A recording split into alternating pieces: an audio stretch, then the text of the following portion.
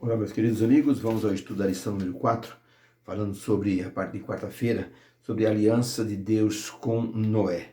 Para Noé, a experiência do dilúvio foi uma experiência de obediência, foi uma obediência especial e uma experiência de fé. Todo o momento que Noé esteve dentro da arca, 375 dias, foram assim espetaculares, porque ele viveu cada momento através da fé. A aliança divina que Deus propôs para Noé foi assim uma aliança onde ambas as partes deveriam cumprir a parte da aliança. Gênesis capítulo 6, verso 18 nos diz que Deus fez uma aliança que ele prometeu cumprir se Noé cumprisse a parte dele. O texto diz assim: mas contigo estabelecerei a minha aliança, e entrarás na arca, tu, teus filhos, tua mulher e as mulheres dos teus filhos contigo. Então, podemos dizer que Deus fez com Noé uma aliança perfeita de salvação.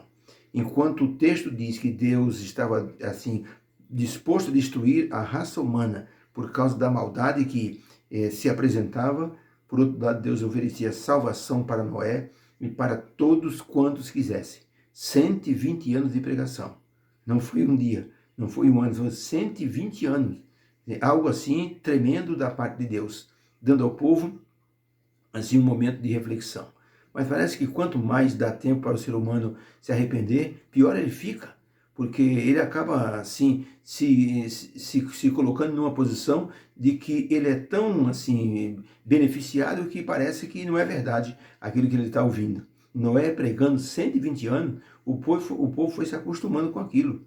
Até, com certeza, chamaram Noé de doido, porque Noé clamava já há tanto tempo que haveria um dilúvio, e a arca não ficava pronta, e Noé pregando, e o povo então com certeza começou a ridicularizar, e a falar: esse homem está doido, porque tanto tempo que ele fala isso, nada acontece. Não estaria, porventura, isso acontecendo com respeito à volta do Senhor Jesus Cristo?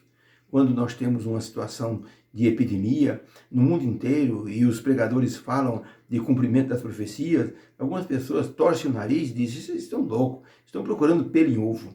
Nunca que isso aí é uma profecia, nunca que isso é um cumprimento de uma profecia. E as pessoas passam então a viver de maneira casual, normal, como se nada estivesse acontecendo. Ou se está acontecendo, isso vai passar e é mais um momento, como outros que já aconteceram nesta terra. Pergunta número 4, ela vai nos dizer por que Noé teve uma prioridade ao sair da água. Porém, antes de falar a pergunta número 4, vamos falar sobre o que está no livro Patriarcas e Profetas, página 168, foi transcrito para Meditações Matinais de 2002, na página 55, diz o seguinte: Noé recebeu a ordem de construir uma arca para sua própria salvação e de sua casa.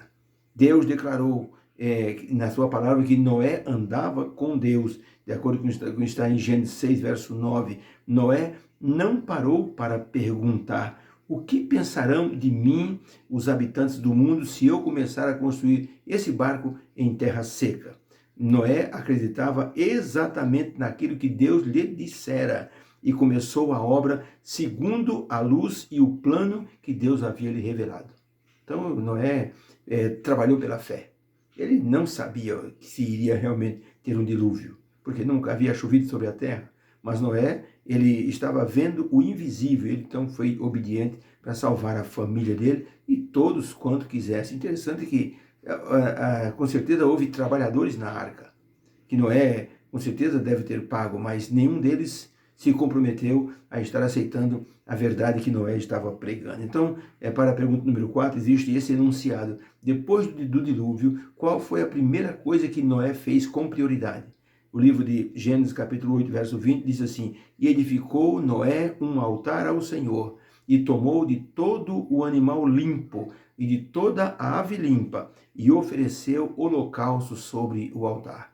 Então pergunta: qual foi a primeira atitude com prioridade que Noé executou após sair da arca? Resposta: Noé adorou a Deus em gratidão pela vida deles e ofereceu sacrifícios a Deus para demonstrar a sua reverência e sua gratidão a Deus. Noé realmente estava muito grato porque estava vivo, bem como sua família e os animais que com ele estavam na arca. Noé, em um momento, estava vivendo um momento único.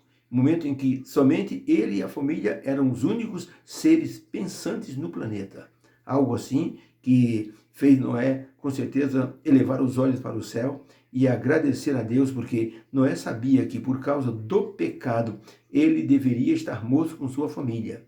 Mas Deus providenciou um meio de salvação. E agora Noé oferecia um holocausto, que era um tipo de oferta queimada, onde o animal morto deveria ser totalmente consumido sobre o altar, representando, simbolizando a pessoa do Senhor Jesus, que morreria no lugar de todos os pecadores e morreu em nosso lugar. Mas naquele momento do dilúvio, isso era apenas uma figura assim, do que aconteceria no futuro. Jesus estava sendo representado por aquelas ofertas, por aqueles holocaustos que Noé oferecia como gratidão. Ou seja, nós deveríamos estar mortos, mas Deus então nos salvou. Então oferecemos agora esse sacrifício em gratidão ao Senhor, como se este animal representasse a nossa pessoa morrendo aqui. Jesus então morreria por todos então no futuro, tá? É o que nós temos como grande verdade nessa situação pós-dilúvio.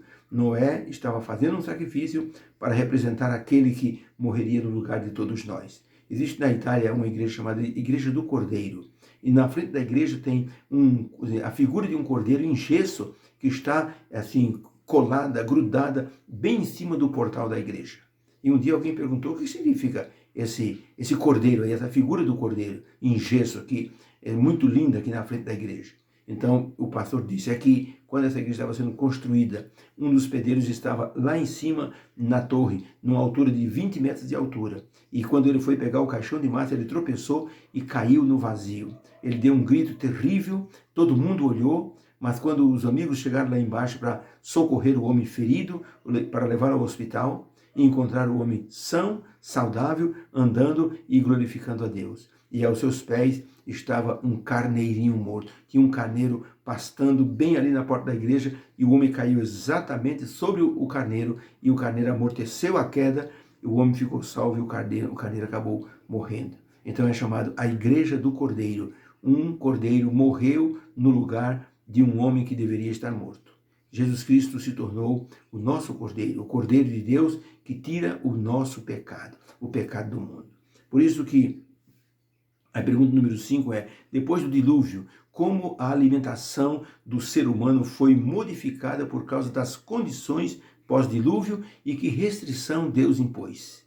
Depois do dilúvio, obviamente, não havia mais legumes, não havia mais vegetais, frutas, então era preciso que o ser humano se alimentasse. Aqui está, então, uma pergunta, como foi a dieta do ser humano modificada depois do dilúvio? Texto de Gênesis 9, verso 2 a 4. E o temor de vós, Deus dizendo para Noé, e o temor de vós e o pavor de vós virão sobre todo o animal da terra e sobre todas as aves do céu, tudo que se move sobre a terra, todos os peixes do mar, nas vossas mãos eu estou entregando. Tudo quanto se move, que é vivente, será para vosso mantimento. Tudo vos tenho dado, como darei a erva verde. A carne, porém, dos animais que vocês forem consumir, vocês não vão comer com a vida, ou seja, não vão comer junto com o sangue, não comereis. Então, para a pergunta, depois do dilúvio, como a alimentação do ser humano foi modificada e que restrições Deus impôs? Resposta, como não havia mais legumes, vegetais e frutas no planeta devido ao dilúvio, Deus permitiu o consumo de carne, mas sem o sangue, que representava a vida. Restrição, não comer o sangue com a carne e comer animais limpos, considerados limpos diante do Senhor. Com essa permissão, os seres humanos se tornaram predadores dos animais e os animais passaram a ter medo, pavor, pânico dos seres humanos. Na escolha dos animais que seriam consumidos, que serviriam como alimento, deveria sempre haver a distinção de que o animal fosse limpo,